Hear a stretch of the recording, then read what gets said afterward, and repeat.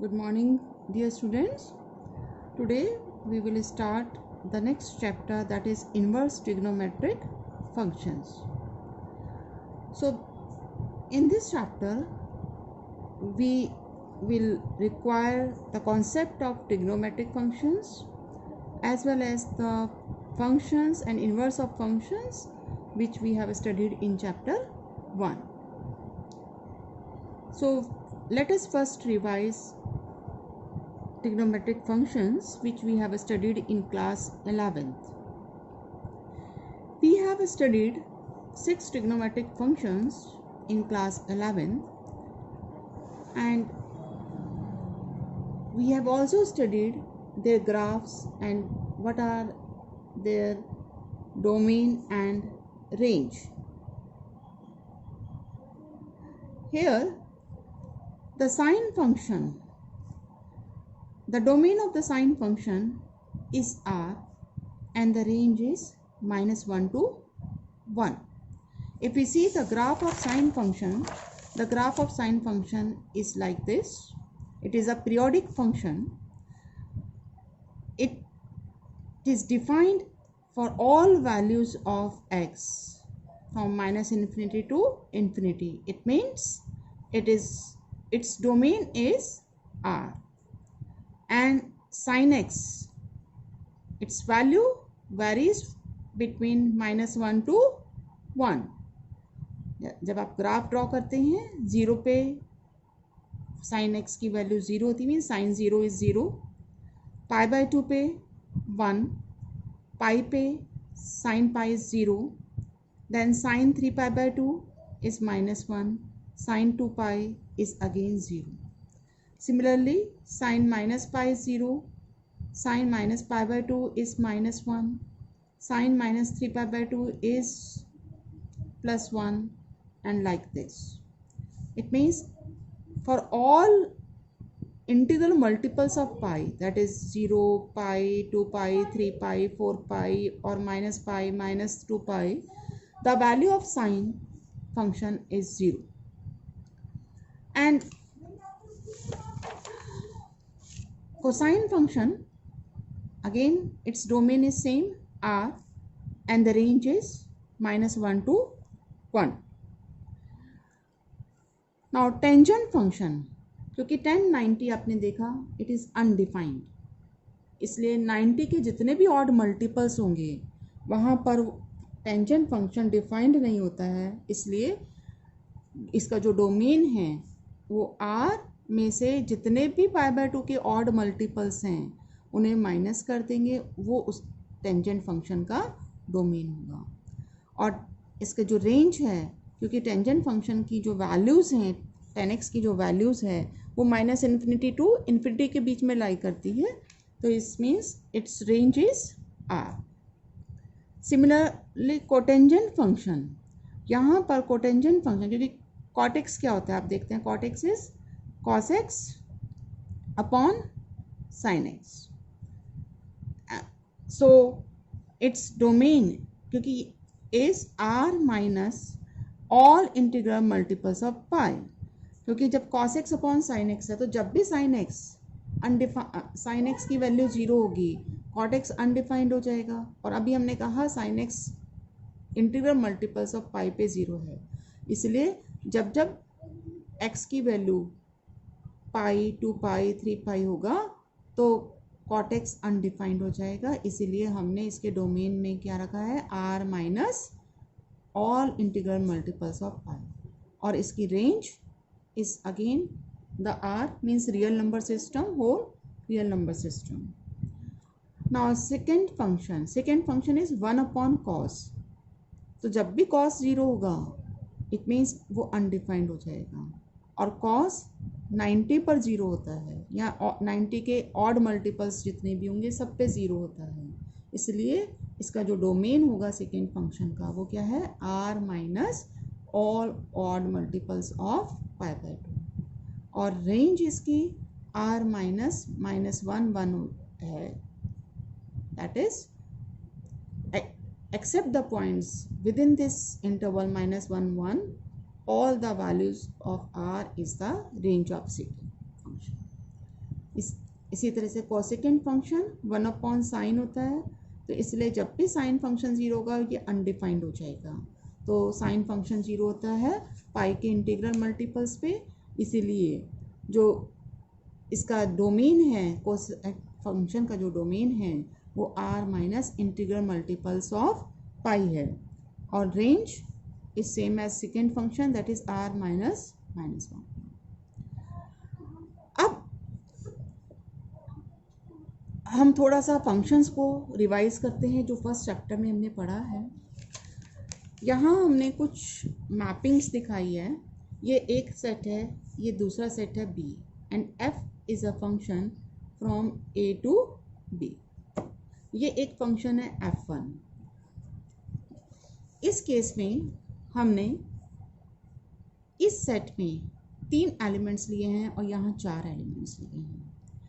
ये 1-1 मैपिंग तो है क्योंकि एक एलिमेंट एक से ही मैप है, लेकिन d क्योंकि किसी भी एलिमेंट की इमेज नहीं है, सो इसलिए ये इनटू फंक्शन हुआ, ये ऑन टू फंक्शन नहीं है क्योंकि d is not having its pre image in this set A।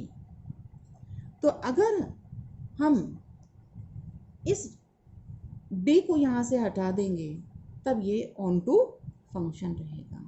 और हमने फर्स्ट चैप्टर में पढ़ा है कि इन्वर्स, किसी भी फंक्शन का इन्वर्स एग्जिस्ट करने के लिए ज़रूरी है कि वो फंक्शन 1-1 ऑन टू हो। तो यहाँ पर इस फंक्शन का इन्वर्स एग्जिस्ट नहीं करेगा। यहाँ हमने 1 और 2 दोनों की इमेज सेम है, तो ये मैनी 1 इनटू फंक्शन है क्योंकि यहाँ पे भी c अनमैप्ड रह गया है, तो इसके भी इन्वर्स एग्जिस्ट नहीं करेगा। क्योंकि अगर इन्वर्स एग्जिस्ट करेगा तो वो कहाँ होगा, वो b सेट से a में होगा, और वो अगर b सेट से a में कोई फंक्शन हम डिफाइन करना चाहेंगे तो वो नहीं हो पाएगा क्योंकि वो फंक्शन की कंडीशन को ही सेटिस्फाई नहीं करेगा, क्योंकि फंक्शन के लिए 2 कंडीशंस होना ज़रूरी है। पहली कंडीशन कि हर एलिमेंट की यूनिक इमेज होनी चाहिए, मतलब एक एलिमेंट की 2 इमेज नहीं होनी चाहिए, और दूसरा कोडोमेन का हर एलिमेंट किसी ना किसी की इमेज होना चाहिए। वो उसको सेटिस्फाई ही नहीं करेगा अगर हम इन्वर्स डिफाइन करना भी चाहेंगे, यहाँ से वो फंक्शन ही नहीं बन पाए। तो यहाँ पर भी इस सेकंड केस में भी इसका इन्वर्स एग्जिस्ट नहीं करेगा। नाउ थर्ड केस, यहाँ पर 1 और 2 दोनों की इमेज सेम है, इसमें कोई भी एलिमेंट इस सेट का, बी सेट का अनमैप्ड नहीं है, मीन्स हर एलिमेंट की प्रीइमेज है, पर क्योंकि ये मैनी 1 फंक्शन है तो इसलिए इसका भी इन्वर्स एग्जिस्ट नहीं करेगा। In fourth case, we have 1-1 and onto function, so in this case also the inverse will exist। अब अगर हम इन्हीं फंक्शंस में कुछ रेस्ट्रिक्शंस कर दें कि डोमेन या कोडोमेन में कुछ कटिंग कर दे, काटछाट कर दें, तो ये 1-1 onto बन जाएगा और फिर उस केस में उसका इन्वर्स निकाला जा सकता है। जैसे अगर फर्स्ट केस में अगर मैं d एलिमेंट यहाँ से हटा दूँ कोडोमेन से, तब ये 1-1 onto होगा और उस केस में इन्वर्स एग्जिस्ट कर सकता है। इसी तरह से यहाँ से डोमेन और कोडोमेन दोनों को अगर मैं चेंज कर दूँ, इस 2 को हटा दूँ, यहाँ से c हटा दूँ, या 2 की मैपिंग c से कर दूँ, तो ये 1-1 onto हो जाएगा, उस केस में इन्वर्स एग्जिस्ट कर सकता है। थर्ड केस में भी अगर मैं यहाँ से 2 हटा दूँ, डोमेन में से 2 कटिंग कर दूँ, तो 1-1 onto हो जाएगा और उसको हम इन्वर्स फाइंड आउट कर सकते हैं। तो इसका मतलब कि अगर कोई फंक्शन 1-1 onto नहीं है, पर हम उसके डोमेन या कोडोमेन में कुछ कटिंग करके उसे 1-1 onto बना दें, तो उसका इन्वर्स एग्जिस्ट कर सकता है। अब अगर कोई फंक्शन 1-1 onto है, if f is a function from x to y is such that fx equal to y is 1-1 onto, तो क्या होगा, उसका इन्वर्स एग्जिस्ट करेगा, and inverse will be a function from y to x। Let us denote that function by g, then g will be a function from y to x such that gy is equal to x, and यहाँ जो F function का domain था वो यहाँ codomain बन गया या range बन गया, और जो यहाँ इसका रेंज था एफ फंक्शन का वो जी फंक्शन का डोमेन बन गया। और इस केस में हम जी को क्या कहेंगे, एफ का इन्वर्स। तो वो इन्वर्स की डेफिनेशन के हिसाब से f inverse composition f x is equal to x, मतलब आइडेंटिटी फंक्शन हो गया। इसी तरह से एफ ओ एफ इन्वर्स भी एक आइडेंटिटी फंक्शन होगा। अब हम अपने टॉपिक पे आते हैं, दैट इज, अब हम अपने मेन टॉपिक पे आते हैं, that is the inverse of trigonometric functions. अभी हमने देखा कि जो साइन फंक्शन है, क्योंकि ये पीरियोडिक फंक्शन है, इसमें ये 1 1 नहीं है अभी, जैसे 0 पे भी, पाई पे, 2 पाई, सब पर इस फंक्शन की वैल्यू 0 है। इसका मतलब कि ये अभी मैनी वन फंक्शन है। Sine 0 equal sine pi, but 0 is not equal to pi. It means अभी ये मैनी वन फंक्शन है, ये 1 1 नहीं है। तो अगर हम इसका जो डोमेन है उसको किसी पोर्शन पे रेस्ट्रिक्ट कर दें, जिससे कि इसकी सारी वैल्यूज़, इसकी जो रेंज है वो -1 to 1 वो सब कवर भी हो जाए और कहीं पर भी साइन फंक्शन रिपीट ना हो, तो हम इसका इन्वर्स फाइंड आउट कर सकते हैं। जैसे अगर मैं इसका डोमेन -π/2 से π/2 के बीच में ले लूँ, -π/2 से π/2 के बीच में अगर ले लूँ, तो यहाँ से यहाँ तक के पोर्शन में कहीं पे भी साइन फंक्शन की वैल्यू रिपीट नहीं हो रही है और सारी वैल्यूज़ कवर भी हो रही है। -1 से लेकर 1 तक इसकी रेंज की सारी वैल्यूज़ कवर भी हो रही हैं। या π/2 से 3π/2 वाला पोर्शन लूँगी तो भी इसकी सारी वैल्यूज़ कवर हो रही है -1 से -1 के बीच में, और कहीं पर भी साइन फंक्शन की वैल्यू रिपीट नहीं हो रही है।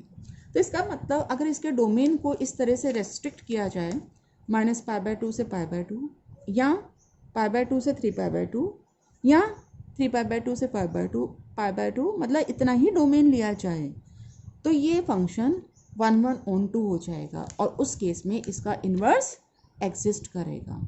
अगर हम इसका डोमेन R लेंगे तब इसका ये 1 1 on 2 नहीं था, इसलिए उसका इन्वर्स एग्जिस्ट नहीं कर सकता था और रेंज आपकी -1 to 1 रहेगी। अब इस केस में जो इन्वर्स होगा साइन फंक्शन का, उसको हम साइन इन्वर्स से डिनोट करेंगे और वो इन्वर्स की डेफिनेशन के अकॉर्डिंग साइन इन्वर्स एक्स होगा, आइडेंटिटी फंक्शन। इसी तरह से साइन इन्वर्स साइन एक्स भी एक्स होगा।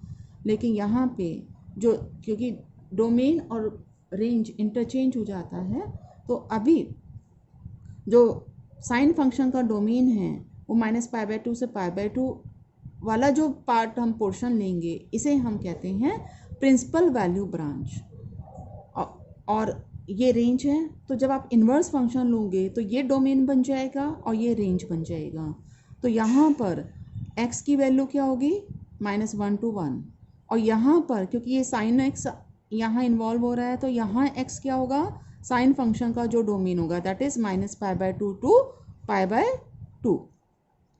अब बहुत सारे बच्चे इसमें कंफ्यूज होते हैं कि sine inverse x means sine x to the power -1, मतलब आप इसे अगर लिखें 1/sin x, जबकि ये इसके इक्वल नहीं है। This is not equal to sine x to the power -1, ये एक इन्वर्स फंक्शन है। इसी तरह से हम कॉस फंक्शन को देखेंगे, तो कॉस फंक्शन का ग्राफ ऐसे बनता है, इसमें cos 0 is 1, cos π/2 is 0, cos π is -1 and like this.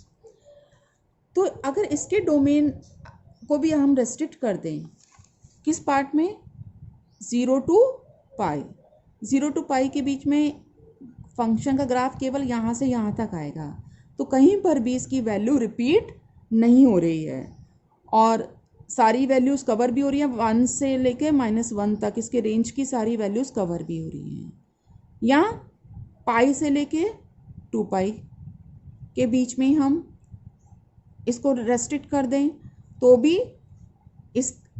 भी इसकी कोई भी वैल्यूज़ रिपीट नहीं हो रही हैं कॉस फंक्शन की। इसीलिए यहाँ पे ये इस पार्ट में 0 to पाई के बीच में या पाई to 2 पाई के बीच में 1 on 2 फंक्शन बनाया जा सकता है। तो इस तरह से कॉस फंक्शन का भी अगर हम डोमेन को रेस्ट्रिक्ट करा दें तो ये 1 on 2 बन जाता है और इस केस में उसका इन्वर्स एग्जिस्ट कर सकता है। इसमें जो 0 to पाई वाला इंटरवल है डोमेन का, उसको हम प्रिंसिपल वैल्यू ब्रांच कहेंगे। और इसी तरह से अगर हम टेंजेंट फंक्शन को देखें तो टेंजेंट फंक्शन का ग्राफ इस तरह से बनता है।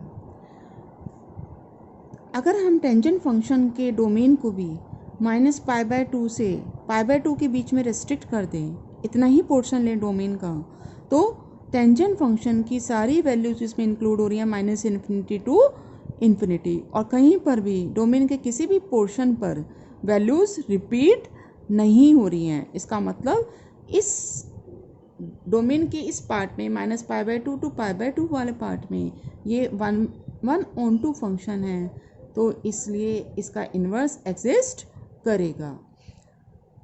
आगे के जो पार्ट है π/2 to 3π/2, उसमें भी ये 1 on 2 है, उसमें भी इन्वर्स एग्जिस्ट करेगा, पर इसको हम प्रिंसिपल वैल्यू ब्रांच कहते हैं -π/2 to π/2 वाले पार्ट को। इसी तरह से हम सेक फंक्शन, कोसेक फंक्शन और कॉट फंक्शन को देख सकते हैं। जैसे कोसेक फंक्शन के ग्राफ में अगर हम देखें तो -π/2 to π/2 के बीच में, -π/2 to π/2 के बीच में ग्राफ का ये पोर्शन आ रहा है और यहाँ पर ये पोर्शन आ रहा है।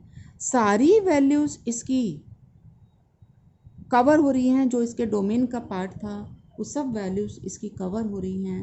दैट इज़ जो डोमेन था वो है x such that x belongs to R and x is not equal to n पाई। पाई के इंटीग्रल मल्टीपल्स को छोड़कर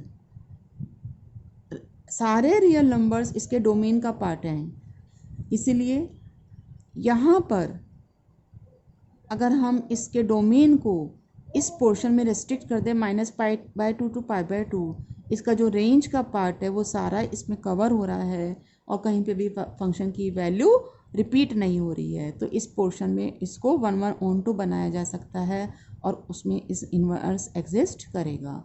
और जो इन्वर्स फंक्शन होगा कोसेक इन्वर्स फंक्शन, उसका डोमेन क्या बन जाएगा अब r -1 जो कि रेंज था कोसेक फंक्शन का, और जो कोसेक फंक्शन का डोमेन था वो यहाँ रेंज बन जाएगा, दैट इज़ -π/2 to π/2 एक्सेप्ट 0 नहीं है इसकी वैल्यू, बाकी सब वैल्यूज़ हैं बिटवीन -π/2 to π/2। तो ये चीज़ हमें समझना बहुत ज़रूरी है और ये टेबल आपके बहुत काम आएगी। इस टेबल को आप याद करिए, समझिए। तो साइन इन्वर्स फंक्शन जो है इसका डोमेन हो गया -1 to 1 और रेंज इसकी -π/2 to π/2। जब हमने इसे 1 on 2 बनाया था तो साइन फंक्शन का ये डोमेन था और ये रेंज, तो साइन इन्वर्स फंक्शन में उल्टा हो जाएगा, ये डोमेन बन गया और ये हमारे पास रेंज हो गई। इसी तरह से cos inverse function, cosec inverse function, sec inverse function, इसका डोमेन r -1 है और रेंज 0 to पाई -π/2 है। इसी तरह से टेन इन्वर्स फंक्शन और कॉट इन्वर्स फंक्शन है। अब हमारे पास कुछ फॉर्मूले, बहुत इंपॉर्टेंट फॉर्मूले हैं जिसका यूज़ हम फर्स्ट एक्सरसाइज में करेंगे, इनको आपने ध्यान में रखना है। Sine inverse sine x is x, क्योंकि यहाँ साइन फंक्शन है, so x belongs to -π/2 to π/2। Cos inverse cos x, cos function का प्रिंसिपल वैल्यू ब्रांच हमने ली थी 0 to पाई, so x belongs to 0 to पाई। tan inverse tan x is x, tan x function का principal value branch थी -π/2 to π/2, same as sine. अब हम कॉसेक इनवर्स x और साइन इनवर्स x में रिलेशनशिप है। Cosec inverse x is sine inverse 1/x, 1/sin x नहीं लिखना है, साइन इनवर्स 1/x।